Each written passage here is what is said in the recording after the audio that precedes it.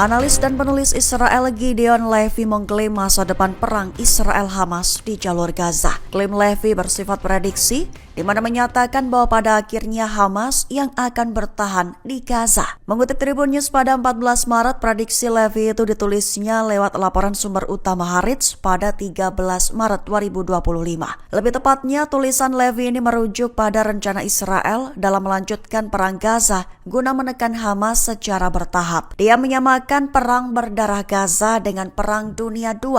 Dengan begitu, pada akhirnya Levy mengklaim bahwa Hamas adalah sosok yang akan tetap bertahan dari perang berdarah tersebut. Menekankan bahwa Hamas walaupun menderita kerusakan militer yang signifikan, namun tetap akan pulih. Bahkan Levy mengklaim bahwa Israel harus mengakui dan belajar dari kenyataan tersebut.